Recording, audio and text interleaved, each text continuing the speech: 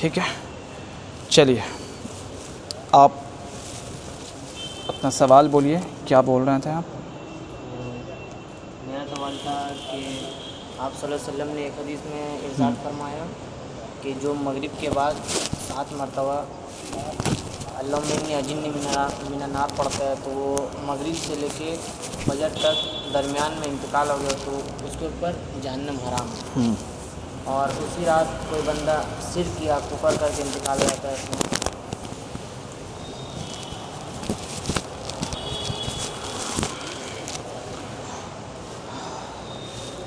तो यहाँ पे ये बात समझना है कि इस तरह की जो हदीस आ रही है ना, इस तरह की जो हदीस आ रही है,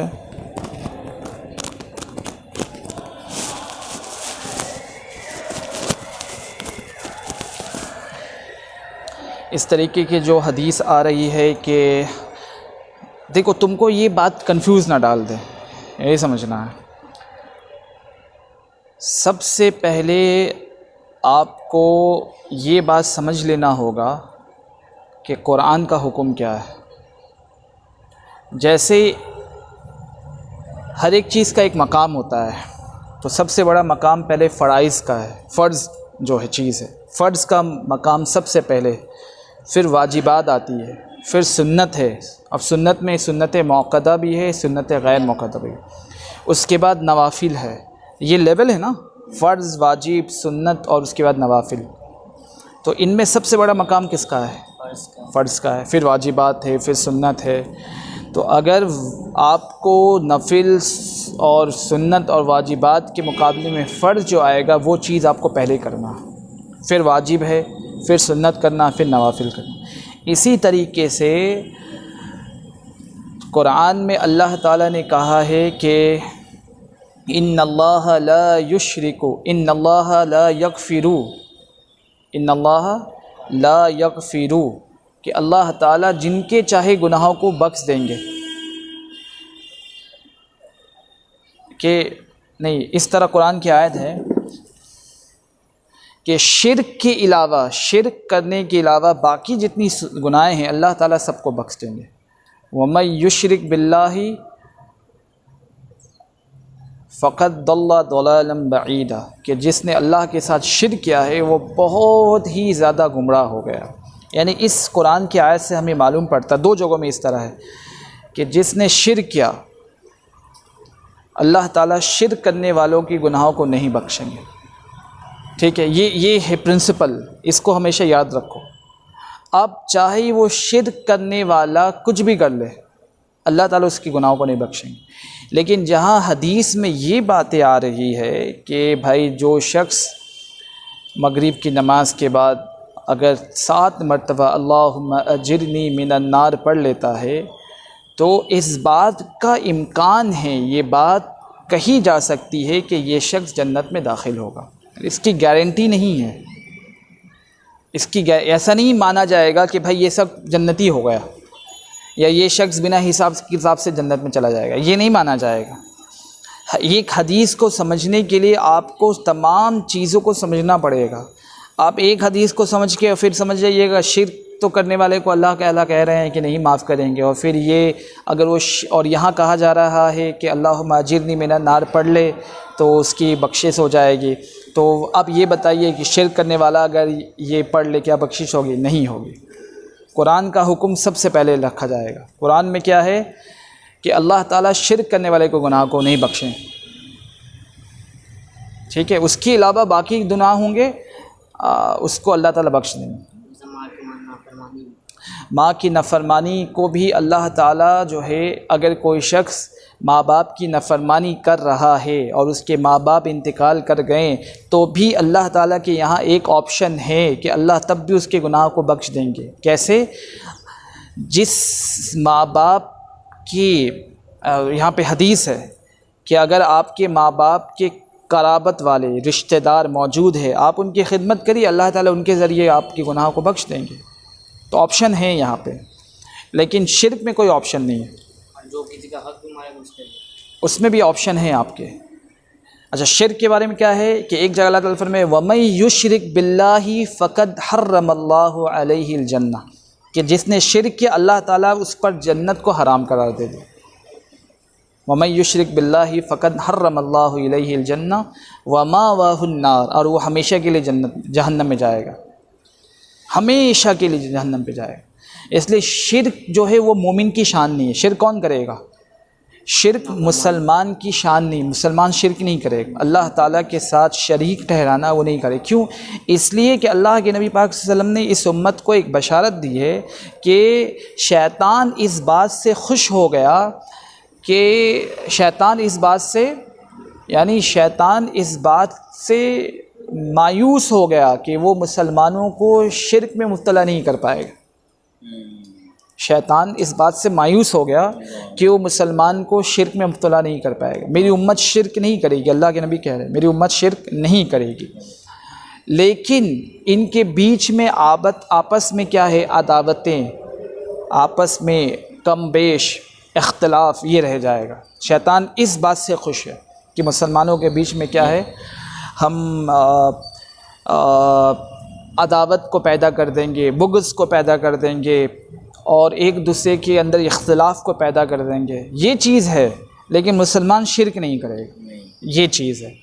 तो शिर्क करने वालों के बारे में नहीं। इसलिए जहाँ ऐसी हदीसें आती हैं कि भाई जो शख्स अगर इस बात का एहतमाम करेगा, अल्लाहुम्मा अजिरनी मिनन नार पढ़ेगा, तो अल्लाह ताला यकीनन मुमकिन है कि अल्लाह ताला उसको जहन्नम से बचा ले, लेकिन दावा नहीं है। इसलिए ईमान किसके बीच में है? ईमान खौफ और उम्मीद के बीच में है ना। कल ही बताया गया था, हज़रत उमर रज़ी अल्लाह ताला अन्हु फरमाया करते थे कि अगर ये कहा जाए कि मेरी सारे लोग कहाँ हैं? जन्नत में जाएंगे और एक लोग जहन्नम पे जाएंगे, तो मुझे इस बात का डर होगा, खौफ होगा कि कहीं वो मैं ना हूँ। अगर सारे लोग जन्नत में जाए और एक जहन्नम पे जाए, तो मुझे डर होगा इस बात का कि कहीं मेरे अमल में इतनी कमी ना हो कि मैं ही वो शख्स हो जो जहन्नम पे जाऊँ। अगर ये ऐलान कर दिया जाए कि सारे लोग जहन्नम में जाएंगे और एक शख्स होगा जो जन्नत में जाएगा, तो मुझे इस बात से उम्मीद है, मुझे अल्लाह की इजाज़त से उम्मीद है कि मैं ही वो शख्स हूँ। तो ईमान खौफ और उम्मीद के बीच में हमेशा रहता है। तो दावा नहीं कर सकते, कोई इंसान दावा नहीं कर सकता कि हमें जन्नती, ठीक है। ये तो वो तराजू के मामले में होगा। फ़मन सकुलत मवाज़ीनहु फ़उलाइका हुमुल मुफ़्लिहून, कि जिसके नेकी के पल्ले बढ़ जाएंगे, भारी हो जाएंगे, वो शख्स कामयाब। वमन खफ़्फ़त मवाज़ीनहु, और जिसके नेकी के पल्ले कम हो जाएंगे, गुनाह भारी हो जाएंगे, वो शख्स खसारे में होगा। यही सिंपल इस्लाम के कुरान के नज़र में ये सिंपल एक कैलकुलेशन है। जैसे 100 में पास मार्क्स हमारा 40 होता है अक्सर स्कूलों में, जो 40 से नीचे लाया फेल, जो 40 लाया पास, 40 से ऊपर वाला भी पास। इसी तरह अल्लाह ताला ने एक प्रिंसिपल बना दिया है, फ़मन सकुलत मवाज़ीनहु, नेकी अगर ज़्यादा है, फ़उलाइका हुमुल मुफ़्लिहून, ये शख्स कामयाब है। वमन खफ़्फ़त मवाज़ीनहु, अगर नेकी कम है तो फिर वो शख्स नाकाम है। समझ रहे हो? चलिए और बोलिए। और एक सवाल था, ये क्लियर हुआ ना? चलो माशाल्लाह। और एक सवाल था, हमारे नबी पाक सल्लल्लाहु अलैहि वसल्लम ने इरशाद फरमाया, जिसने धोखा दिया वो हम मुसलमान में से नहीं। तो अगर वो कोई शख्स धोखा दे के और इंतकाल हो जाए, कोई अच्छा अमल करके धोखा दे के कोई अच्छा अमल करके इंतकाल हो जाए, तो उसका क्या मामला है? अल्लाह के नबी पाक सल्लल्लाहु अलैहि वसल्लम की अहादीस मुबारक है जिसमें आपने फरमाया कि मुसलमान ईमान वाला धोखा नहीं देगा, ठीक है। एक हदीस कल हम पढ़ रहे थे, तो उसमें अल्लाह के नबी ने एक अच्छी बात फरमाई, ला ईमान लिमन ला अमानत लहू वला दीनन लिमन ला अहद लहू, कि उस शख्स का ईमान मोतबर नहीं जो अमानत को अदा न करे, जो अमानतदार ना हो। उस शख्स का ईमान मोतबर नहीं, यानी ईमान ही नहीं, यानी ईमान ही, ला ईमान ही नहीं को उसका, ला अमानत लहू, जो अमानतदार ना हो, वला दीनन, उसका दीन मोतबर नहीं, लिमन ला अहद लहू, जो अपने वादे के ख़िलाफ़ कर दे। यही बात आ रहा ना, धोखा और वादे के ख़िलाफ़, तो उसका दीन अल्लाह के यहाँ जायज़ नहीं। अब लेकिन इन मामलों में अल्लाह ताला ने तौबा के दरवाज़े खोले रखे हैं कि अगर वो तौबा कर लेगा तो फिर अल्लाह ताला उनके तौबा को कबूल कर लेंगे। तौबा कब तक के लिए कबूल होगा? जब तक सूरज मशरिक मगरिब से ना निकल आए तब तक तौबा कबूल है। फिर एक हदीस में आता है कि जब तक, एक क़यामत की निशानियों के बारे में कहा गया है ना, कि जब तक वो एक जानवर का ज़िक्र है कि क़यामत के करीब जो है वो जानवर अल्लाह ताला उसको ज़ाहिर करेंगे और वो बड़ा खौलनाक होगा और लोगों को जो है वो कुरहाम मचा देगा सारी दुनिया में। तो उस वक्त तक भी क्या है, उस वक्त तक जो है ईमान कबूल है। अगर तौबा कर ले तो ईमान कबूल है, उसके बाद फिर ईमान के दरवाज़े बंद हो जाएंगे, तौबा के दरवाज़े बंद हो, तौबा कबूल नहीं किया जाए। तो अल्लाह ताला के एक तो क़यामत तक के लिए ये बताया गया है कि यहाँ तक कि तौबा के दरवाज़े खुले हुए हैं, और एक इंसान की अपनी ज़ात के लिए कब तक के लिए तौबा कबूल है? जब तक वो सकरात होता है ना, कि जब उसकी आवाज़ लड़खड़ा जाए, आवाज़ ना निकलता हो, लड़खड़ा जाए, उससे पहले अगर वो तौबा कर ले रहा है तो तौबा कबूल है। लेकिन वो जब आवाज़ लड़खड़ा जाए और उस वक्त वो तौबा करे तो उसकी तौबा कबूल नहीं। ये है, तो ये हर एक इंसान की अपनी ज़ात के एतबार से है, और एक क़यामत के एतबार से जो बताया गया कि सूरज जो है मगरिब से निकल आया तो उस वक्त तौबा कबूल नहीं की जाएगी। तो ये अल्लाह ताला ने इतने मोहलत दिए हुए हैं। अगर कोई जितना भी बड़ा, कल पढ़ा गया ना कि हदीस कुदसी अल्लाह ताला फरमाते हैं, लौ बलगत जुनूबुका अनान अस्समाई सुम्मा इस्तगफरतनी गफरतु लक वला उबाली, कि अगर तुम इतने गुनाह करो कि ज़मीन आसमान को भर दो और उसके बाद कोई अगर अल्लाह से तौबा कर ले तो अल्लाह ताला सारे गुनाह को बख्श देते हैं। अल्लाह ताला फरमाते हैं कि मुझे कुछ इसका परवाह नहीं, सारे गुनाह बख्श दें। हदीस कुदसी भी। तो अल्लाह ताला के यहाँ जो है वो यानी अल्लाह की करीमी और अल्लाह की मेहरबान, ये जो सिफ़त है ये सिफ़त अल्लाह की गालिब है। अब आप गौर फरमाएं, अल्लाह ताला ने 99 सिफ़तों को एक हदीस में बताया है, ठीक है, कि अल्लाह कौन है, रहमान है, रहीम है, रज़्ज़ाक़ है, क़ुद्दूस है, गफ़्फ़ार है, क़हार है, वहाब है, फ़ातिह है, तमाम सिफ़तों को 99 हदीस में गिनवाया। इस पूरे 99 में तमाम की तमाम सिफ़त जो है वो अल्लाह ताला की यानी रहमानियत वाली सिफ़त, अल्लाह की दरगुज़र वाली सिफ़त को बयान करती है। कहीं अल्लाह ताला अपनी बादशाही को बताते हैं, कहीं अपनी बड़ाई को बता रहे हैं, कहीं अपने माफ़ करने को बता रहे हैं, हर सिफ़त है। लेकिन सिर्फ़ एक सिफ़त ऐसा है जिसके ऊपर में कहा जाता है कि अल्लाह ताला की जलाली वाली सिफ़त है, वो है अल-मुंतक़िम। पूरी 99 में सिर्फ़ एक सिफ़त है अल-मुंतक़िम। इस सिफ़त के बारे में आता है कि इससे अल्लाह ताला अपनी जलाल को बता रहे हैं कि मुंतक़िम यानी उससे बदला लेने वाला। किससे बदला लेने वाले? मुजरिमों से, जो अल्लाह के नाफरमान होंगे, जो अल्लाह के शरीन हुक्म को झुटलाते हैं, इनकार करते हैं, उस पर अमल नहीं करते हैं मालूम होने के बावजूद। ऐसे लोगों के बारे में अल्लाह ताला फरमाते हैं कि अल्लाह ताला अल-मुंतक़िम है, कि ज़बरदस्त पकड़ने वाले हैं। लेकिन बाकी सिफ़त क्या है? अल्लाह की बादशाही, अल्लाह की मेहरबानी, अल्लाह की करीमी को बताती। तो अल्लाह ताला की कौन सी सिफ़त गालिब है? 98 सिफ़त गालिब है, और एक सिफ़त है जो अल्लाह ताला के अज़ाब के बारे में बताती। समझ रहे हो? तो इसी तरह मायूस नहीं होना चाहिए। क्या होना चाहिए? मायूस नहीं होना चाहिए। हाँ, ये है। तो इसलिए कहा, अभी जो तुम्हारी बात आई है कि अगर कोई शख्स कोई भी कबीरा गुनाह कर रहा है, कबीरा गुनाह कर रहा है, तो उस कबीरा गुनाह करने पे अगर उसकी मौत आ जाए तो अल्लाह ताला चाहे तो माफ़ कर दे, चाहे तो अज़ाब दे, अल्लाह के इख्तियार में। चाहे तो माफ़ कर दे, चाहे तो अज़ाब दे, अल्लाह के इख्तियार में।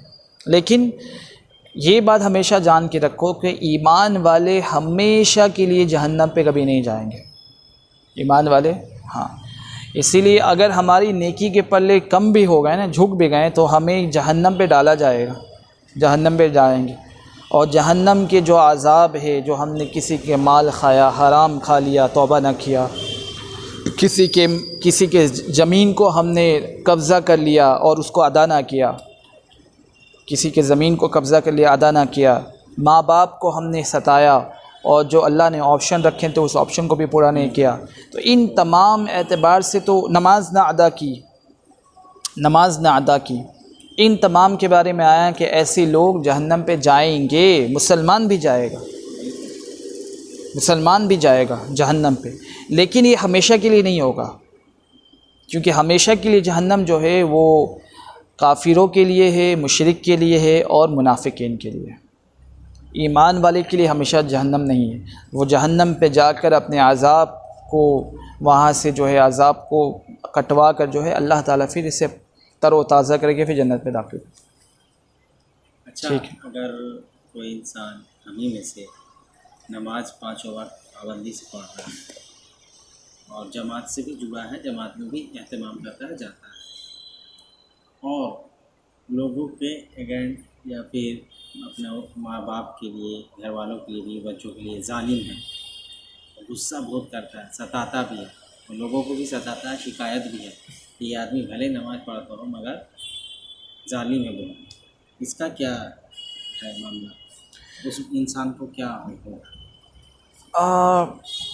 अगर वो शख्स अल्लाह ताला की इबादत कर रहा है और दीन के भी खिदमत कर रहा है, दीन की मेहनत भी कर रहा है, तो इसमें सबसे बड़ी बात यह है कि ऐसे लोगों को ख़ुद ही चाहिए कि नमाज के ज़रिए उसके अंदर में जो है वो अच्छे अखलाक आए, नरमी आए, लोगों से जो है वो अदब से बात करना आए, लोगों के साथ अच्छी सिफत आए और वो अच्छे से मामला करना आए, अच्छे से बात करना आए, जबर ना आए।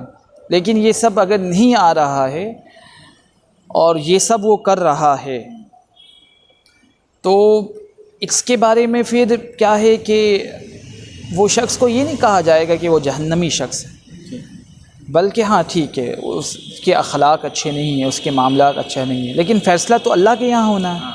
फ़ैसला तो हम आप नहीं करेंगे। हम और आप अपनी बुनियाद पर नहीं कह सकते कि जालिम है और गुनाहगार है और जहन्नमी है, नहीं कह सकते। हम ये कह सकते कि हाँ भाई, हम उनके लिए जो कमी है उसके लिए हम अल्लाह से दुआएं करें, जो कमी है उसके लिए हम क्या करें, अल्लाह से दुआ करें। इसलिए और दूसरी बात ये समझना चाहिए कि अल्लाह ताला ने एक बड़ी अच्छी प्रिंसिपल कुरान में बताया है। उस प्रिंसिपल को हम में से हर दुनिया के मुसलमान अगर फॉलो कर ले तो फिर हमारे हर एक मसले हल हो जाएंगे। यानी इतनी अहम चीज़ बताई गई इसमें, अगर हम थोड़ा गौर फरमाएं। सबसे पहले अल्लाह ताला अल्लाह के नबी की यानी अल्लाह ताला अपने एहसान को बता रहे हैं कि हमने आप पर एहसान किया। अगर हम एक तो ये बताएं, फिर बताएं कि अगर हम ऐसा एहसान नहीं करते तो फिर आपके अंदर जो ये सिफ़ात है, ये सिफ़त फिर नहीं आती, ये चीज़ बताएं। और फिर आपको हुक्म दिया गया कि आप ये करते रहें, ये कुरान के अंदर इस तरह बताएं। क्या पहले बताएं? अल्लाह ताला पहले कह रहे हैं फ़बिमा रहमतिम मिनल्लाहि लिन्त लहुम, कि अल्लाह के नबी पाक सल्लल्लाहु अलैहि वसल्लम को ये अल्लाह ताला अपनी एहसान को ज़ाहिर कर रहे हैं, लोगों को बता रहे हैं। और सिर्फ आपको नहीं बता रहे हैं बल्कि आपके बाद जो भी कुरान पढ़ेगा उसके लिए भी यही क्या है, मेयार है, यही रास्ता है अपने अंदर ये चीज़ों को पैदा करने के लिए। क्योंकि आपसे जो बात कही जा रही है ये गोया तमाम लोगों से कही जा रही है जो आपके बाद आएंगे क़यामत तक के लिए। तो क्या कहा जा रहा, फ़बिमा रहमतिम मिनल्लाहि लिन्त लहुम, कि नबी जी आप पर अल्लाह ताला का ये एहसान है, करम है कि आपको अल्लाह ने बड़ा नरम बनाया, लिन्त लहुम। लिन कहते हैं बड़ी नरमी को, माफ़ करना, दरगुज़र करना, अच्छे अखलाक वाले, अच्छे बोल, नरम बोल हो, मीठी बात करता हो, ऐसे लोगों को कहा जाता है लिन। तो अल्लाह ताला क्या कह रहे हैं, फ़बिमा रहमतिन, ये अल्लाह का रहमत है आप पर। क्या है कि आप लिन्त लहुम, यानी आपके अंदर ये सिफ़ात आई है। वलौ कुन्त फ़द्दन गलीज़ल क़ल्ब लनफ़द्दु मिन हौलिक, कि अगर आप अब अल्लाह ताला फरमा रहे कि अगर ऐसा ना होता, अगर आपको हम ये सिफ़ात नहीं देते, नरम नहीं बनाते तो क्या होता। अब अल्लाह यहाँ कह रहे हैं वलौ कुन्त फ़ज़्ज़न गलीज़ल क़ल्ब, अगर आपके दिल सख्त हो जाते, अगर आप नरम नहीं होते, तो अगर आपके दिल सख्त हो जाते, लन फद्दु मिन हौलिक, तो आपके साथ जितने सहाबा हैं ना, ये आपके साथ नहीं जुड़ते, ये आपके साथ नहीं जुड़ते। ये सब के सब इस वजह से जुड़े हैं क्योंकि आप बड़े नरम हैं, आप बड़े नरम तबीयत के हैं। अगर आप सख्त मिजाज होते हैं तो फिर आपसे कोई बात करना पसंद नहीं करता, आपसे दूरी अख्तियार कर लेते हैं कि बड़ा बदतमीज़ शख्स है और बड़ा ज़बान का कड़वाहट है, उसकी बात पसंद नहीं करता, भले ही आप मुफ्ती क्यों ना हो जाए, मुफ्ती आज़म क्यों ना हो जाए, अल्लाम और फ़हाम क्यों ना हो जाए। लेकिन अगर आपके बोल, आपके अखलाक अच्छे नहीं हैं तो लोग आपसे नहीं जोड़ेंगे। लोगों को जोड़ने के लिए अखलाक को बुलंद करना होगा, अच्छे अल्फाज से बात करना होगा। आपका इल्म, आपकी मालूमात, ये कोई मयार नहीं है। मयार है आपके अखलाक, नरमियत, दरगुज़र करना, ये चीज़ होनी चाहिए। तो ये अल्लाह ताला फरमा रहे कि अगर आपको अल्लाह ताला नरम नहीं फरमाते हैं तो फिर आप क्या होते हैं, आप सख्त होते हैं, और सख्त होते तो सहाबा आपसे नहीं जुड़ते। अब क्या अल्लाह कह रहे हैं, अब काम बता रहे हैं कि आप क्या करिएगा। एक तो ये चीज़ बता दी, अब काम फिर क्या फरमाए, फ़अफ़ु अन्हुम, क्या फरमाए, फ़अफ़ु अन्हुम, कि आप इन्हें माफ़ कर दीजिए। क्या करिए, इन्हें माफ़ कर दीजिए। किन्हें माफ़ करिए, लोगों को। फ़अफ़ु अन्हुम, दरगुज़र करते रहिए। वस्तग़फ़िर लहुम, और इनके लिए आप अल्लाह से दुआएं करें, इस्तिग़फ़ार करें। किनके लिए, सहाबा के लिए। एक तो माफ़ करते रहिए, और दूसरा काम क्या फरमाएँ, वस्तग़फ़िर लहुम, और इनके लिए माफ़ी मांगते रहें। और तीसरा काम बताएं, वशाविरहुम फ़िल अम्र, और इनसे राय मशवरा लेते रहें ताकि ये आपसे अलग ना हो जाए। इनसे बातचीत करते रहें, इनसे राय मशवरा लेते रहें, इनको अपने साथ जोड़े रखिए, है ना, इनको अपने साथ जोड़े रखिए। फ़अफ़ु अन्हुम में क्या इशारा है कि आप इन्हें माफ़ कर दिए। अगर आपके साथ कोई बदसलूकी कर रहा है, आपके अदब के ख़िलाफ़ कोई काम कर रहा है, तो अल्लाह के नबी आप इन्हें माफ़ कर दिए, शिकायत ना करिए। फ़अफ़ु अन्हुम, माफ़ कर दिए। वस्तग़फ़िर लहुम, अगर और ज़्यादा ये बदतमीज़ी कर रहे हैं, अगर अल्लाह की किसी शरई अहकाम में ये गलती कर रहे हैं, तो आप इनके लिए अल्लाह से माफ़ी मांगिए, आप माफ़ी मांगिए। तो हम में से कौन मुसलमान जो है उसकी माफ़ी मांगता है? हम तो सब शिकायत करते हैं, फ़ला आदमी इतना ये है, फ़ला आदमी ऐसा है, फ़ला आदमी वैसा है।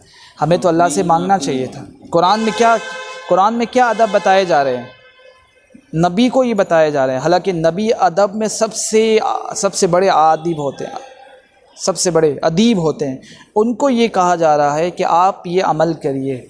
तो हमारे लिए कितना ज़रूरी है कि हम शिकायत ना करके हम क्या करें, लोगों के लिए सीने को खोले रखें और माफ़ करते रहें।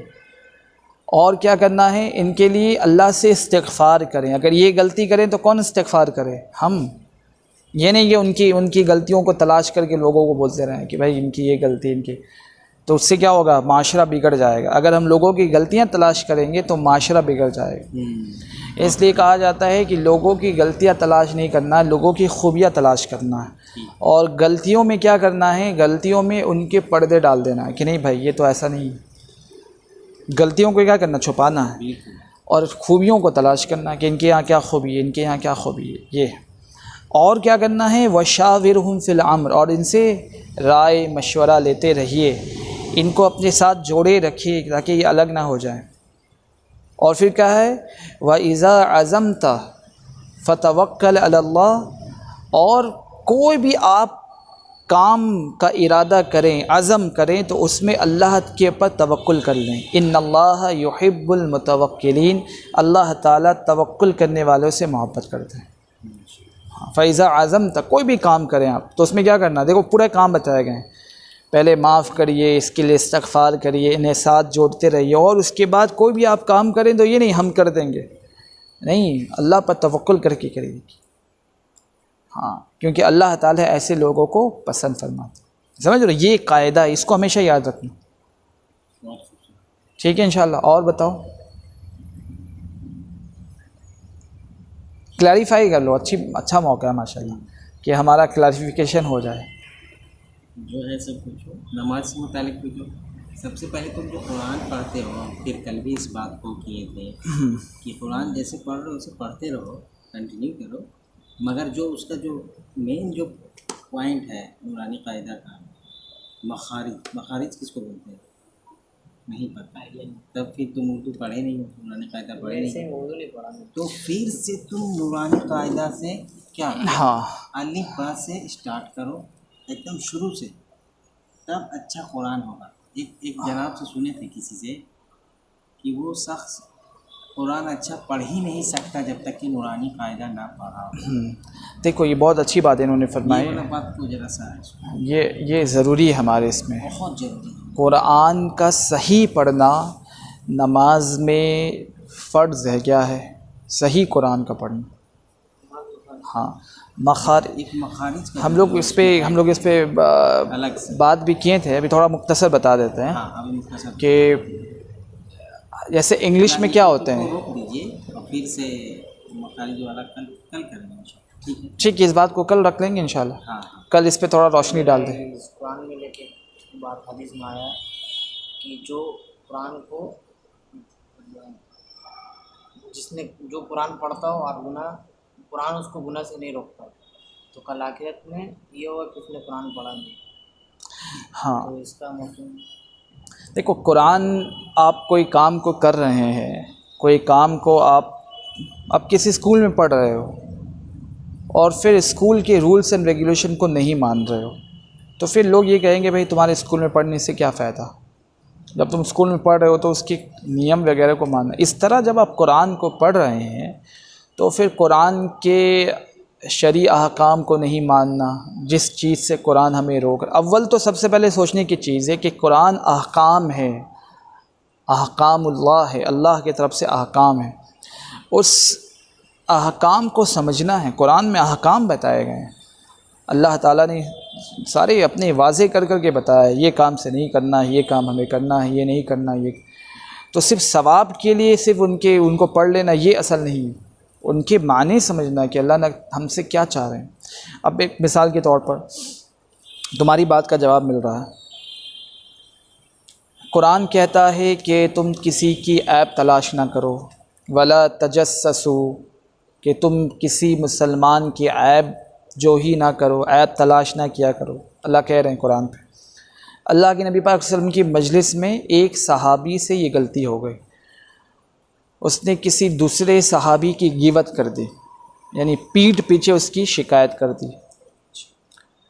तो अल्लाह के नबी पाक सल्लल्लाहु अलैहि वसल्लम को जब ये शिकायत की तो आपको पता चल गया, आपने कहा उस सहाबी को बुलाकर कि तुम कुरान पे ईमान नहीं लाए हो। उसने कहा कि अल्लाह के नबी हम तो कुरान पे ईमान लाए हैं। तो आपने फरमाया ला आमना मिनल कुरानी मनिश्तहल्ल महरिमा, ला आमना मिनल कुरानी मनिश्तहल्ल महरिमा, कि वो शख्स कुरान पे ईमान नहीं लाया जो कुरान की हराम चीज़ों को हलाल साबित कर रहा है। कुरान ने कहा है गिबत हराम है और तुम उसको अमल से कर रहे हो, तो क्या ईमान लाना हुआ, समझ रहे हो? तो अल्लाह के नबी इस तरह से सहाबा को समझाते थे कि कुरान ने हराम कहा है, बस समिअना व अताना, कि सुन लो और मान लो, ठीक है, सुन लो और उसको मान लो। ये है तो हमें इन चीज़ों को सीखना कि अल्लाह ने हमें इनसे रोका है, अब उसको रोकने की कोशिश करना, बचना है उनसे। फ़ज्तनीबू, अल्लाह ताला बार बार कह रहे हैं फ़ज्तनी, बचो उसके अपने आप को।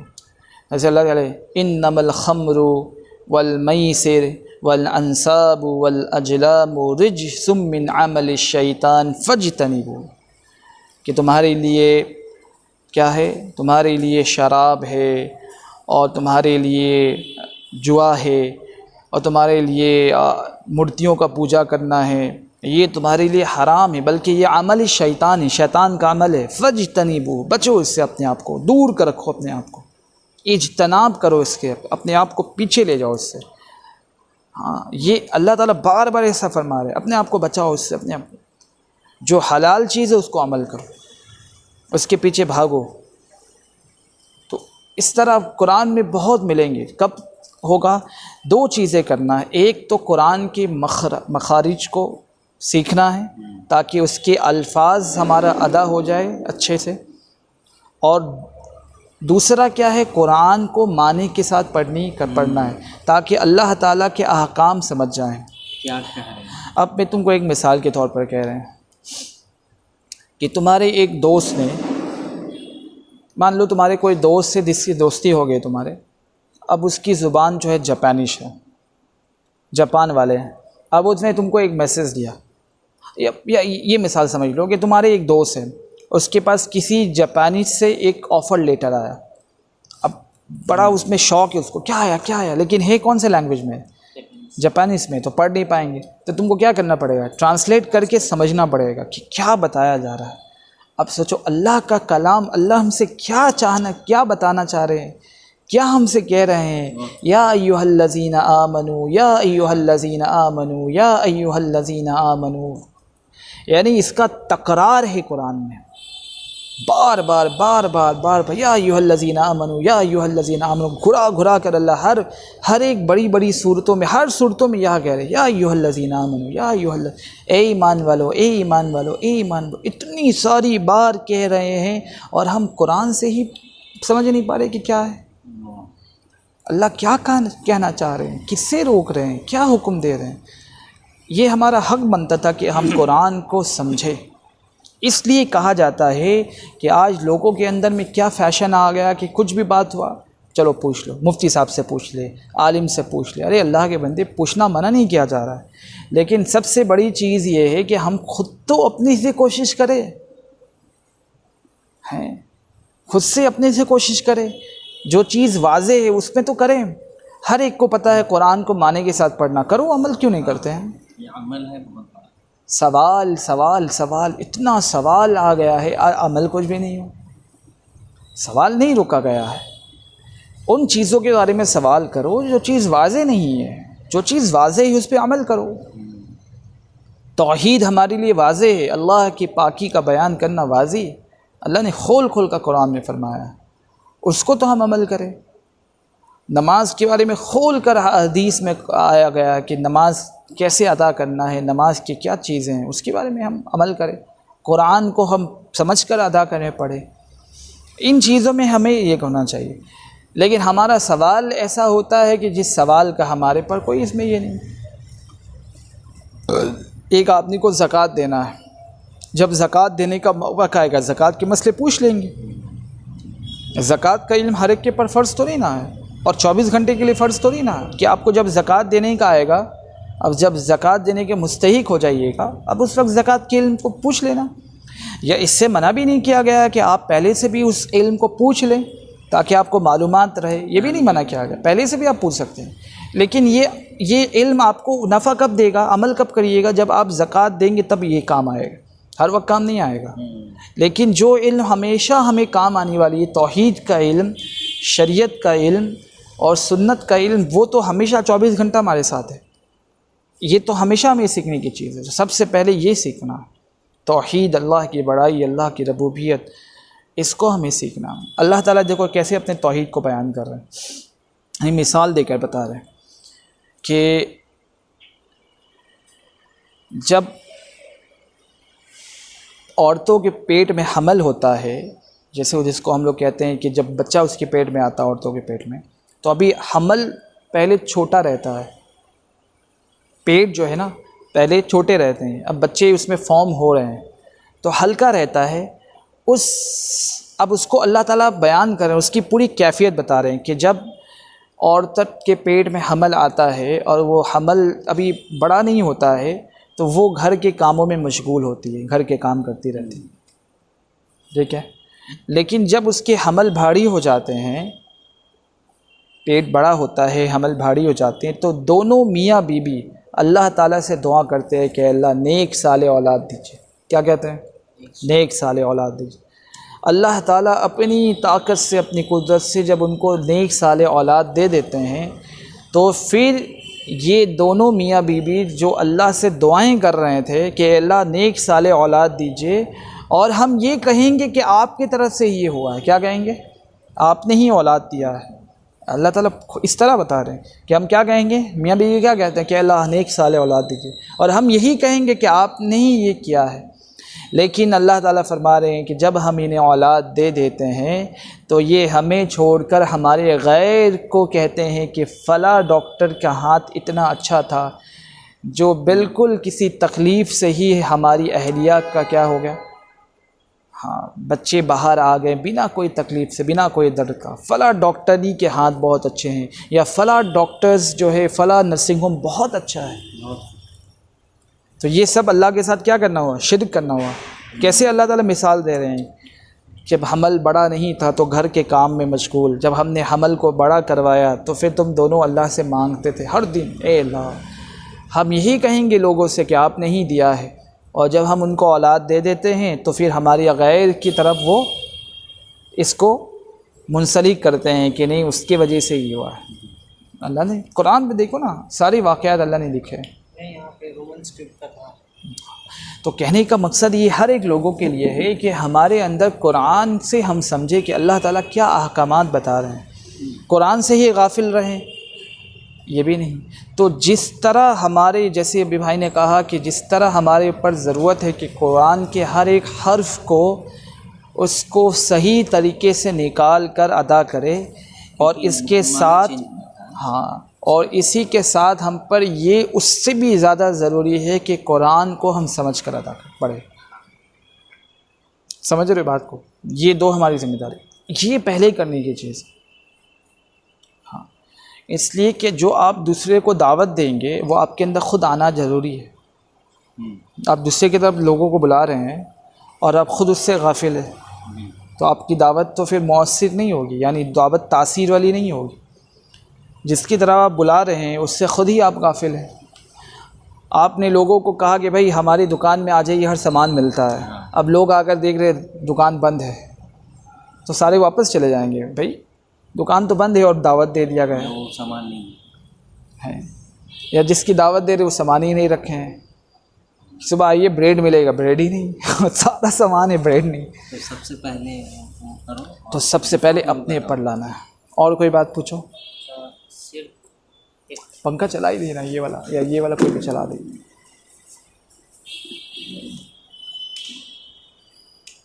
यही चला दी, ये वाला हवा आ जाएगा, यहाँ तक पहुँच जाएगा एकदम सबके सबसे कोने पे। हाँ चलिए बोलिए। अच्छा, सिर्फ और जो कुफर है तो मतलब ये हुआ कि मैंने किसी को ईमान की दावत दी, या मैंने किसी को कहा कि चलो नमाज़ पढ़ना और उसने झुटला दिया, तो ये कुफर हुआ। सवाल करो। और सिर्फ मतलब ये हुआ जैसे कि कोई गड्ढे में गिर गया और गड्ढे में गिर गया और वो शख्स यहाँ नहीं है जो उसे बचाएगा। जैसे कि कोई शख्स गड्ढे में गिर गया और वो नाम ले रहे हैं जो सब उस घर में है, और वो जब उसको नाम लेना चाहिए था अल्लाह का, और नाम ले रहे हो जो शख्स घर में बोल रहे कि मुझे बचाओ, तो ये सिर्फ है। देखो इसमें अब समझना ही है कि सबसे पहले हमें शिर्क समझ जाए और फिर हम कुफ्र समझ जाए। कुफ्र कहते हैं कि अल्लाह ताला की ज़ात आली का इनकार करना, अल्लाह के ज़ात आली का इनकार कर देना, ये कुफ्र है। ठीक है, अब अल्लाह के ज़ात आली का इनकार करना यानी अल्लाह के अहकामात का, अल्लाह की गैबी निज़ाम का इनकार कर देना, ये कुफ्र है। इसलिए देखो जो अल्लाह पर ईमान नहीं लाते हैं वो तो ये कहते हैं कि भाई हमने अल्लाह को नहीं देखा, कैसे मानेंगे। तो अल्लामा इकबाल रहमतुल्लाह अलैह ने बहुत अच्छी बात कही थी कि यू कैन डिनाई गॉड, आप अल्लाह को झुटला सकते हो because you have not seen Allah, आपने अल्लाह को नहीं देखा, but you can not deny Mohammad सल्लल्लाहु अलैहि वसल्लम, no one can deny. Allah के नबी पाक सल्लल्लाहु अलैहि वसल्लम को आप नहीं झुटला सकते क्योंकि वो ज़िंदा इस दुनिया में बहयात आए थे, अमली तौर पर उन्होंने अमल करके बताया और लोगों को अल्लाह की पहचान करवाई। आप अल्लाह को तो झुटला सकते हो बिकॉज आपके पास ईमान नहीं है, इस लिहाज से आप झुटला सकते हो कि अल्लाह नहीं है, हम नहीं मान सकते। लेकिन अल्लाह के नबी को झुटला सकता है कोई दुनिया के कोई आदमी झुटला सकता कि वो नहीं आए थे? आपकी पूरी ज़िंदगी मुबारक मौजूद है और आपने पूरी अल्लाह की तौहीद वहदानियत की दावत दी, इसको भी झुटला नहीं सकते। ठीक है। तो झुठलाने वाले को काफिर कहते हैं, ठीक है। वैसे नहीं कि आप किसी को ईमान नमाज की दावत दे रहे हैं और वो कह रहा है हम नहीं पढ़ेंगे तो काफिर हो जाएगा, इसको ऐसे नहीं पढ़ना, ऐसे नहीं, वो नहीं पढ़ रहा ठीक है, वो काफिर नहीं हो जाता है। तो दुआ करना है, हिदायत दे अल्लाह। अभी क्या बताएगा कि अल्लाह के नबी को क्या कहा गया है, उसकी माफ़ करना, उसके लिए इस्तग़फ़ार करना है, काफिर नहीं कहना है, ईमान है वो। जो नहीं आता है उसके लिए दुआ कर दो, तुम ही कर दो। और दूसरा शिर्क भी समझना, शिर्क कहते हैं कि इबादत में अल्लाह को का शरीक करना, जो चीज़ सिर्फ अल्लाह के लिए ख़ास है उन चीज़ों में किसी को दूसरे को शिर्क शामिल करना, वो शिर्क है। अब कोई गिर गया है तो कोई भी उसको उठा सकता है, उस जगह में वो किसी और का नाम ले तो शिर्क थोड़ी ना हुआ है, पागल। नहीं, मैंने ये वाला यूट्यूब में देखा। नहीं, बिल्कुल नहीं। जो चीज़ में एक इंसान दूसरे इंसान से मदद ले सकता है, मदद तलब कर सकता है, शिर्क नहीं है। और वो उस जगह मौजूद नहीं है, नहीं भी मौजूद तो कोई बात नहीं है। और एक सिर्फ जो अब कोई कहता है कि वो गिर जाओ, क्या है वो किसी को तकलीफ हो गया कि अब्बा अब्बा कहता है ना भाई, ओ अब्बा, तो ये शिर्क थोड़ी ना हो गया। शिर्क नहीं है, सिर्फ है कि तुम अगर दुनिया को दिखाने के लिए नमाज पढ़ रहे हो कि हम अपना दोस्त को या किसी को दिखाने के लिए पढ़ रहे हैं, वो शिर्क है। कोई शिर्क सिर्फ अल्लाह अब वो हाँ, अभी ये बताएं ना कि वो शिर्क ख़फ़ी है जिसका ज़िक्र भी हदीस में आता है कि नमाज किसके लिए है, इबादत अल्लाह के लिए। इस मामले में अगर आपने ये नियत की, नमाज़ पढ़ रहे हैं, आपकी नियत ये हो रही है कि पीछे में कोई शख्स मुझे देखे और ये समझे कि मैं बहुत बड़ा नमाजी हूँ, तो ये शिर्क ख़फ़ी है, बड़ा शिर्क, यानी छुपा हुआ है। ख़फ़ी कहते हैं छुपी हुई चीज़ को, तो ये शिर्क ख़फ़ी है और डेंजरस है, क्योंकि जो चीज़ अल्लाह के लिए फ़िक्स है, मुतय्यन है, फ़िक्स है, उन चीज़ों में आप किसी और को कर रहे हैं, शामिल कर रहे हैं, तो वो शिर्क है। लेकिन जो चीज़ आम है, रिवाजी तौर पर है, अल्लाह ताला कह रहे हैं मेरे अलावा किसी और के, जैसे अल्लाह कह रहे हैं, हम लोग क्या कहते हैं, इय्याका नअबुदु व इय्याका नस्तईन, ऐ अल्लाह हम तेरी ही इबादत करते हैं और तुझसे ही मांगते हैं। तो मेरे पास पेन नहीं, हम कह रहे भाई थोड़ा पेन दो, लिखेंगे, तो क्या ये शिर्क हो गया क्या? तो ये यहाँ जो मुराद लिया गया है इय्याका नस्तईन से, वो ये मुराद लिया गया है कि ऐसे मामले में सवाल करना जो बंदों के बस की बात ही नहीं है, जो अल्लाह ही पूरा कर सकते हैं, ऐसे मामले में किसी दूसरे की तरफ रुख को फेर लेना, इसको कहते हैं शिर्क। लेकिन ज़रूरती ज़िंदगी में एक दूसरे से सामान मांगना, किसी ज़रूरत की चीज़ मांगना, ये फिर इसमें दाखिल नहीं होता है, समझने की बात है। इसीलिए जब तक हम पूरे दीन को नहीं सामने रखेंगे तो फिर प्रॉब्लम हो जाएगी, एक चीज़ से दूसरी चीज़ को हम गलत समझने लग जाएंगे। पूरा हमारे सामने, हाँ, ऐसे मामले में क्या होता है, ऐसे जब मामले में आए तो उसमें सवाल करके अपना सही कर लेना चाहिए, समझ रहे हैं? तो ये उस लेवल की बात है। लेकिन आम तौर से कोई गिर गया बेचारा गड्ढे में, अब वो किसी को याद करो मौजूद भी नहीं, शिर्क नहीं कहलाता वो। अच्छा, कुरान में तो 1,24,000 कमबीस पैगम्बरों का तो नाम नहीं है। अगर किसी मतलब कोई ऐसे ही इल्मी तौर पर नाम जानना चाहते हो तो नाम जान। कुरान में तकरीबन 27 या 28 अंबिया के नाम मेंशन किए गए हैं, और कुरान में अल्लाह ताला ने ये भी कहा है कि हमने इस कुरान पे बहुत सारे नबियों के किस्से को सुनाया भी है और बहुत सारे अंबिया के किस्से को हमने नहीं सुनाया। कुरान है, ठीक है, कि हमने बहुत सारे नबियों के वाक़यात को बयान किया है और बहुत सारे नबियों के वाक़यात को बयान नहीं किया है, ठीक है। तो नाम के एतबार से 27-28 के नाम कुरान पे मिलते हैं, मौजूद हैं। हदीस, सही हदीस में हमें 1,24,000 नबियों के बारे में रिवायत मिलती है कि 1,24,000 नबी इस ज़माने में आए, और बल्कि कुरान ये कहता है कि हमने हर एक कबीले में एक नज़ीर को, एक पैगंबर को भेजा। अल्लाह ताला ये कह रहे हैं कुरान में, वकुल्ल कौमिन हाद, कि हमने हर एक कबीले में, हर एक बस्ती में हमने एक हादियों को, यानी अल्लाह की तरफ से पैगाम सुनाने वाले को भेजा है, कुरान के। लेकिन नाम सिर्फ 25 का आता है, 27 या 28 के तकरीबन आते हैं। बाकी हदीस की किताबों में मिलते हैं 1,24,000, लेकिन 1,24,000 के सारे नाम आपको कहीं नहीं मिलेंगे। जो किताब है जिसका नाम है क़ससुल अंबिया, यानी अंबिया के वाक़यात के वाली किताब, उनमें आपको बहुत सारे मिल जाएंगे, लेकिन 1,24,000 के बारे में अल्लाह ताला ने कहीं पर भी नहीं उसके नाम बताए हैं। किसी के नाम मिलते हैं, किसी के नहीं मिलते हैं।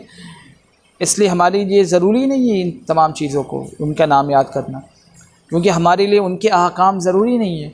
हमें सिर्फ कहा गया है, अल्लाह ने जहाँ ये कहा है आमनतु बिल्लाहि व मलाइकतिही व कुतुबिही व रुसुलिही, अल्लाह पर ईमान लाओ, किताब पर ईमान लाओ, फ़रिश्ते पर और रसूल पर ईमान लाओ।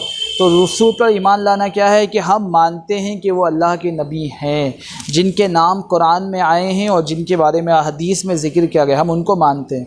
बाद बाकी के बारे में हम नहीं कुछ कह सकते।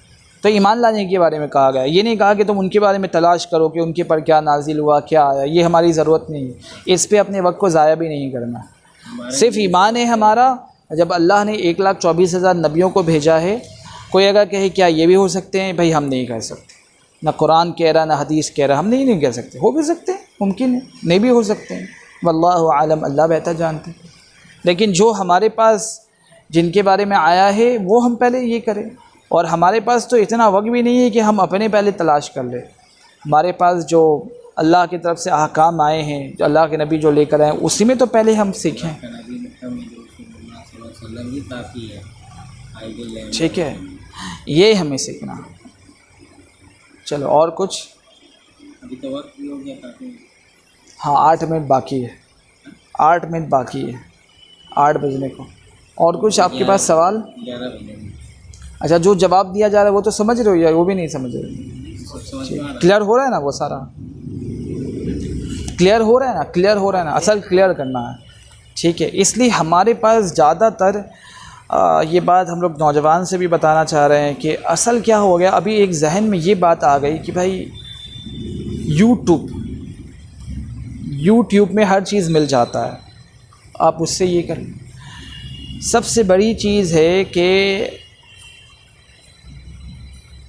स्कूल जो होते हैं ना, स्कूल में एक टीचर अलग होते हैं और फिर स्कूल के बुक्स भी होते हैं। अगर ये कहा दिया जाए कि भाई बुक्स आपको दे दिया जाएगा, आप समझ लो, उसमें फार्मूला है, उसको बना के, तो फिर टीचर की क्या ज़रूरत है? टीचर क्यों रखे गए हैं?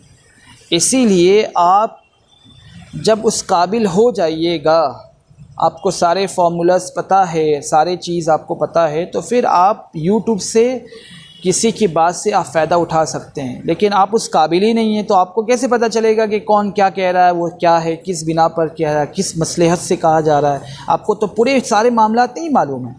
तो फिर आप यूट्यूब के ज़रिए कैसे कह सकते हैं कि हम वहाँ से जो ले रहे हैं सही चीज़ ले रहे हैं? क्योंकि आपके सामने तो सारा दीन है ही नहीं मौजूद, आपको तो मालूमात उसकी है नहीं, तो आप तो फिर प्रॉब्लम में आ जाएंगे। इसीलिए कहा जाता है कि दीन के सीखने के बेहतरीन जगह वो मस्जिद है। मस्जिद के अंदर आके उसको मुज़ाकरे के ज़रिए, जैसे हम लोग बैठे हुए नहीं, मुज़ाकरे से दीन सिखा जाता है। जो फिर मौलवी से अब हाँ, कोई मामला नहीं पता है उसको आप किसी आलिम से पूछ लें। लेकिन दीन सीखने का यही तरीका है कि मस्जिदों में आकर जो बातें हैं उसको दीन के समझने वालों से पूछ लें आप। यही हुक्म है, फ़स्अलू अहल ज़िक्र इन कुंतुम ला तालमून, कि अगर तुमको दीन की किसी बात के बारे में नहीं मालूमात है, उनसे पूछो जो उसके बारे में जानते हैं, जो उसके बारे में जानते हैं उनसे पूछो। यहाँ कोई ये नहीं कहा गया कि किसी आलिम से पूछो, जो दीन की जानते हैं बात को उनसे पूछा जाए दीन की बात को, ठीक है। अब ये मुमकिन भी नहीं कि हर दीन की बात को हर आलिम को मालूम हो, मुमकिन है, सवाल ही नहीं बन सकता। हर मसले का इल्म हर आलिम को मालूम हो जाए, ये पॉसिबल ही नहीं। सहाबा में सब बड़े सहाबी हैं, लेकिन अब्दुल्ला इब्न अब्बास रज़ी अल्लाह ताला अन्हु, जिसको कहा जाता था कि वो इमाम मुफस्सिरीन है, यानी तमाम कुरान के तर्जुमा करने वाले के इमाम, क्योंकि अल्लाह के नबी पाक सल्लल्लाहु अलैहि वसल्लम से कुरान के इल्म जो वो हासिल किए थे वो बात के पास नहीं था। इसीलिए जब कोई ऐसे मामले आ जाते हैं, जब कुरान की किसी एक अहकाम के बारे में लोग समझ नहीं पाते तो अब्दुल्ला इब्न अब्बास रदी अल्लाह ताला अन्हु के पास जाकर उनसे पूछ लेते कि आप फरमाइए कि ये कुरान में जो ये कहा जा रहा है, ये किस लिए कहा जा रहा है, किसकी तरफ इशारा है। कि बाज़ ऐसे ख़ास लोग होते थे जिनके पास ये इल्म रहता था, लेकिन ऐसे ज़रूरी नहीं कि हर एक के पास आपको हर चीज़ मिल जाए। आपको यहाँ से कुछ मिलेगा, कुछ वहाँ से मिलेगा, आपको तलाश करके जमा करके और अमल करते हुए रहना है ताकि आपको तमाम बातें महफूज हो जाए। और सिर्फ यूट्यूब पर आप भरोसा मत कर लें कि हाँ भाई यूट्यूब से आपको जो मिला, अब जो भी मिलता लोग उसको फॉरवर्ड कर देते हैं। नहीं, हम ये भी नहीं कहते कि वहाँ बिल्कुल ख़राब चीज़ें नहीं, माशाल्लाह बहुत ऐसी चीज़ें हैं जो बहुत अच्छी अच्छी चीज़ें, लेकिन मोतबर हो, आप समझ पा रहे हों, आप चीज़ को ये कर पा रहे हों। लेकिन ये से बेहतर ये तरीका है कि मस्जिदों के अंदर आके दीन सीखा जाए। इसका एक अलग नूरानियत है। हर कोई के बस की बात नहीं होती कि ऑनलाइन में वो अपनी पढ़ाई मुकम्मल कर ले, ये हर एक की बस की बात नहीं है। स्कूल वगैरह सारे बंद हो जाते हैं और मदरसों में ताला लग जाता। हर आदमी कहता भाई यूट्यूब से तो दीन सीख जा रहे हैं, मौलवी की क्या ज़रूरत है, आलिम की अब क्या ज़रूरत है। नहीं है, आलिम की अहमियत है, उनकी इज़्ज़त है, उनका कदर करना, उनके मसले मसाइल पूछना जो हमें नहीं मालूम। लेकिन अब क्या है, आपके पास अब फुर्सत का वक्त है, आप यूट्यूब से आप किसी चीज़ को सीख रहे हैं, अच्छी चीज़, बहुत अच्छी बात है अल्हम्दुलिल्लाह। लेकिन सिर्फ उसको ही असल समझ लेना और बाकी चीज़ों से आप अलग हो जाएं, ये नहीं कहा जाए। बहुत सारे हमारे भाई जो मस्जिदों में आते हैं और मस्जिदों में बैठे बैठे अकेले बैठे हुए ज़िक्र कर रहे हैं। क्या कर रहे हो भाई अकेले बैठ कर, कहाँ सीखे हो ये सारी चीज़। ब्रेन वॉश होता है यूट्यूब में, क्या होते हैं ब्रेन वॉश भी किया जाता है, ये कर लो वो कर लो। अब वो बेचारा अलग ही बैठा, क्या करे भाई, हम 125 मरतबा आयतुल कुर्सी पढ़ रहे हैं, हम 125 मरतबा कुल हुवल्लाहु पढ़े, ये क्या कर रहे हो तुम, कहाँ से लेकर आए हो ये सारी चीज़। वजीफ़ा कर रहे हैं, अरे भाई दिमाग उमाग सही है तुम्हारा या नहीं। अल्लाह के नबी की तालीमात को देखो कि आपकी तालीमात कैसी हुआ करती थी, कि आप लोगों के लिए आसानी करके दीन पेश किया करते थे। आपकी जब बातें होती थी मुख्तसर अल्फाज की बात होती थी, नसीहत भी आपकी मुख्तसर होती थी। और फिर ये कहाँ से आप वजीफ़ा लेकर आ गए कि 125 मतलब आयतुल कुर्सी पढ़ लो। अब उसके पास तो वक्त ही नहीं है, और क्या करेगा वो, दिन भर मस्जिद में बैठा रहेगा उसको पूरा करने के लिए। दीन आसान है, आसान पेश किया था, बहुत आसान है। अगर कोई मजलूम और ज़िक्र में मशगूल, तो हदीस में आया है कि ये दोनों की दुआ कभी रद्द नहीं होती, और वही शख्स किसी के लिए बद्दुआ कर दे। दुआ करने के बारे में आया है कि मज़लूम की दुआ जो है अल्लाह के यहाँ कभी रद्द नहीं। रद्द नहीं होती, इसलिए कि मज़लूम और अल्लाह के बीच में क्या है, कोई चीज़ हाइल नहीं है, कोई पर्दा नहीं है। हाँ, बैन अल्लाह व बैन अल मज़लूम क्या है, कोई इसमें हिजाब नहीं, लैसल हिजाब, कोई हिजाब इसमें नहीं, कोई पर्दा नहीं है, इसलिए इनकी दुआएं कबूल होती। ज़ाकिरीन बंदों की भी दुआएं कबूल होती। लेकिन जब ये किसी के लिए बद्दुआ करते हैं तो अगर वो बद्दुआ जायज़ है तो अल्लाह के यहाँ कबूल होगी, नाजायज़ बद्दुआ अल्लाह के यहाँ कबूल नहीं होती। और बद्दुआ करने से तो हमें मना किया गया है, रोका गया है। हाँ, इसलिए दुआएं के बारे में आई, बद्दुआ के बारे में नहीं। बद्दुआ के बारे में इसको मना किया गया तो अल्लाह के यहाँ कबूल नहीं होती है।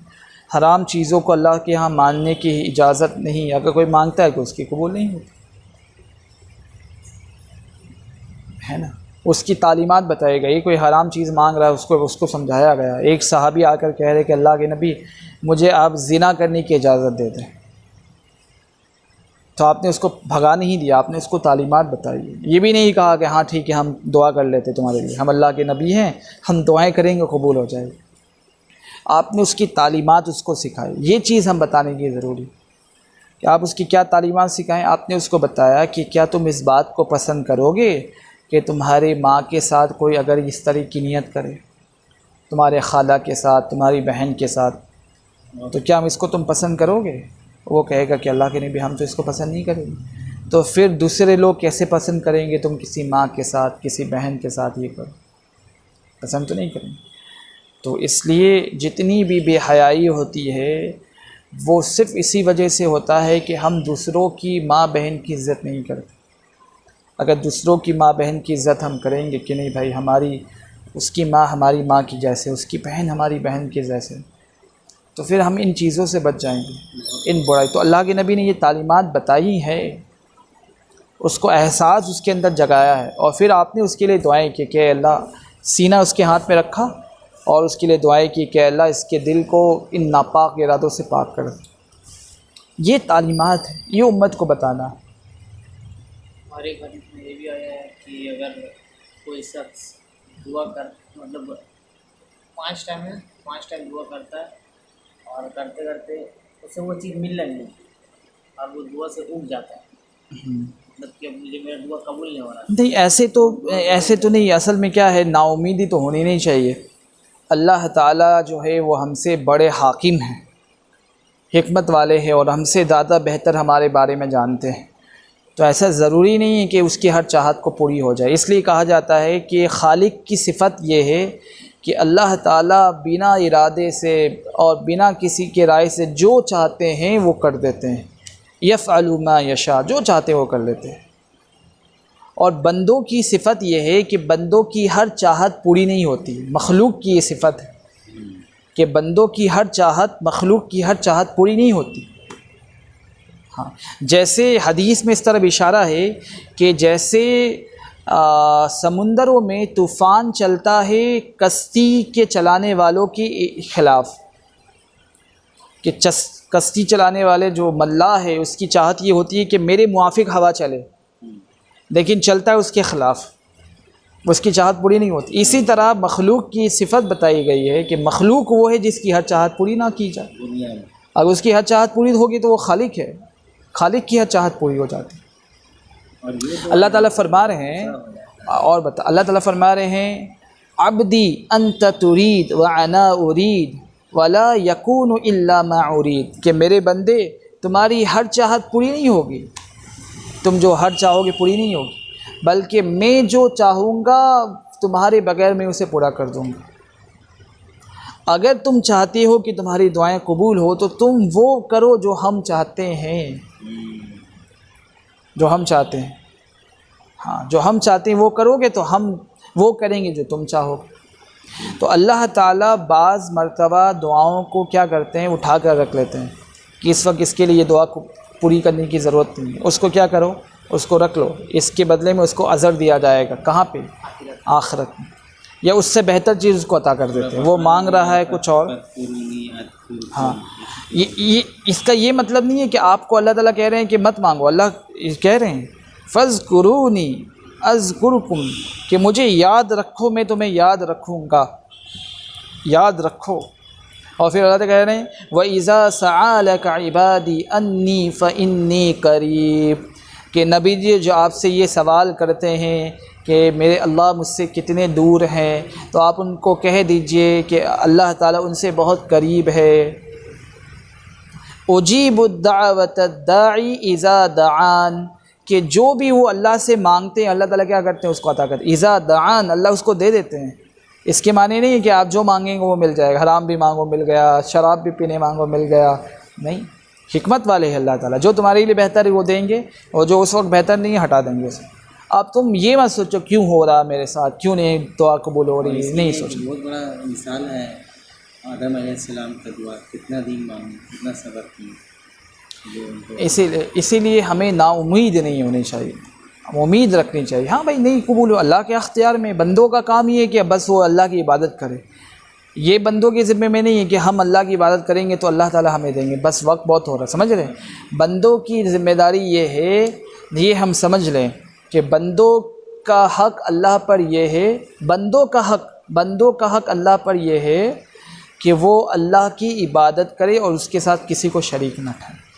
और अल्लाह ताला का हक़ बंदों पर यह है कि अल्लाह ताला ऐसे इबादत करने वाले बंदे जो किसी को शरीक नहीं कर रहे हैं अपनी इबादत में, अल्लाह ताला उसे जहन्नम पे नहीं डाले। लेकिन अल्लाह इसके पाबंद नहीं है, लेकिन अल्लाह ताला ने इसको ज़ाहिर कर दिया कि मेरे बंदे, मेरा भी तुम्हारे पर हक़ है कि अगर तुम इबादत करोगे और मेरे साथ किसी को शरीक नहीं ठहराओगे तो मैं तुम्हें जहन्नम पे नहीं डालूँगा। ठीक है। और बंदों का हक़ क्या है कि बंदा अल्लाह की इबादत करे, और ये नहीं कि अल्लाह ताला आप इबादत कर रहे हैं कि अब मुझे ये मिल जाए, मुझे वो मिल जाए, ये ज़रूरी नहीं है। अल्लाह चाहे तो दे दे, क्योंकि तुम्हारी इबादत किसके लिए हो रही है? जन्नत के लिए हो रही है।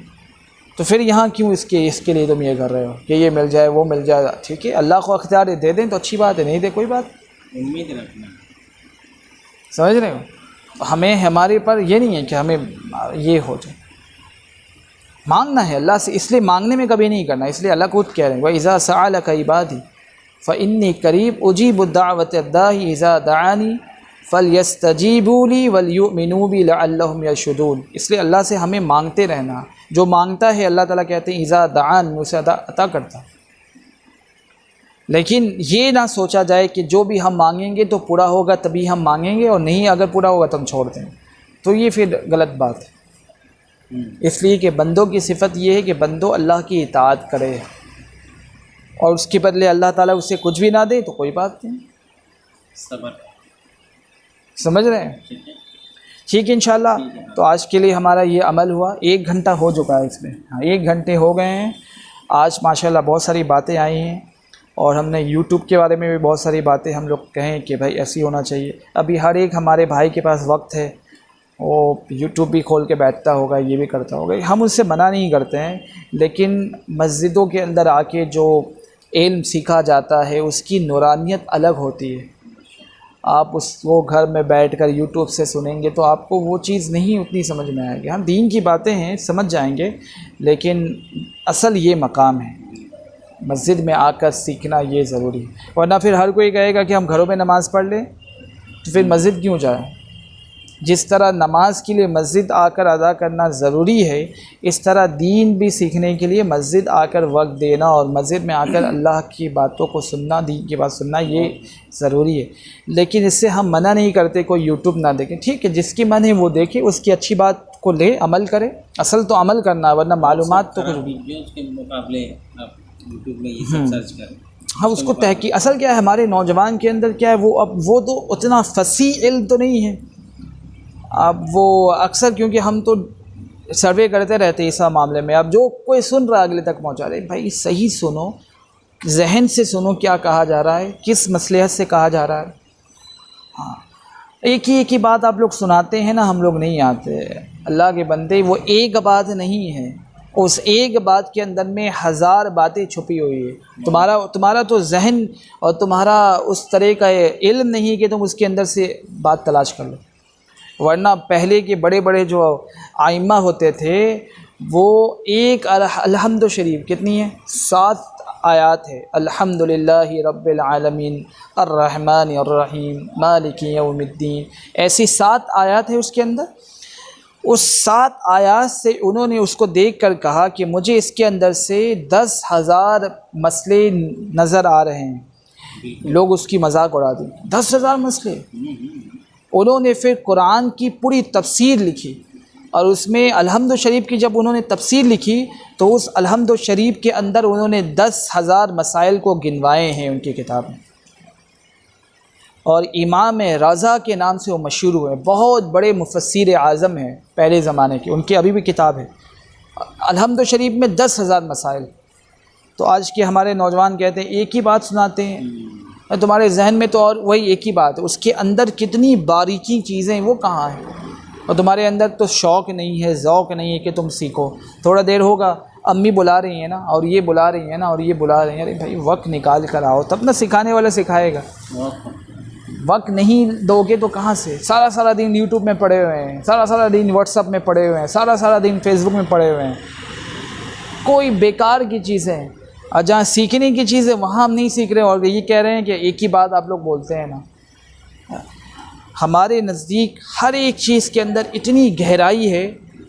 हम लोग जो तालीम में करते हैं ना, रोज़ाना की तालीम होती है इशा की नमाज़ के बाद, अल्लाह के फजल से हर एक तालीम से हमको एक नया चीज़ रोज़ाना मिलता है, हमको मिलता है, हर किसी को मिलता है। तालीम एक हदीस से, बल्कि तफसीर होना चाहिए, एक ही वर्ड नहीं ठीक है, वो मुमकिन नहीं है उस वक्त के लिए, क्योंकि होना चाहिए। अब पढ़ने वाले हर तो उस लेवल के नहीं है ना कि हर कोई उसकी तफसीर कर ले, ये बात है। लेकिन हम जब तालीम में बैठते हैं, नहीं अच्छी बात है वो, लेकिन वो तो मुफ्ती और आलिम का काम है, जैसे हम लोग एक ही बात को जो बोलते हैं, लेकिन वो उस मजमे में इम्पॉसिबल नहीं है, उस मजमे में।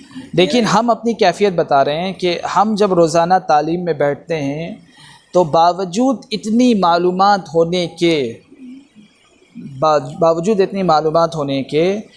हम जब उस तालीम को सुनते हैं तो हमको हर एक दिन रोज़ाना उसमें एक नया इल्म, नई रोशनी नज़र आती है। ये मेरी कैफियत है, हमको ये रोशनी, और हम जब जब बैठेंगे हमको वो चीज़ मिलेगी। उस जहन के साथ आप सुनेंगे तो आपको मिलेगा, अगर वो उस जहन के साथ नहीं सुनेंगे तो आपको वही हदीस नज़र आई, अरे ये तो वही सुनी हुई बात है, तो सुनी हुई बात तो तुम्हारे लिए वही लगेगी। ध्यान से सुनोगे, दिल लगाओगे, उसके अल्फाज में देखोगे, गौर करने की कोशिश करोगे, तो फिर तुमको नई बात उसमें नज़र आए। ठीक है, इंशाल्लाह आज के लिए इतनी काफ़ी है, और फिर कल हम लोग इंशाल्लाह फिर ऐसे बैठेंगे और बाकी इंशाल्लाह हम लोग इस तरह अमल करेंगे। अस्सलामु अलैकुम।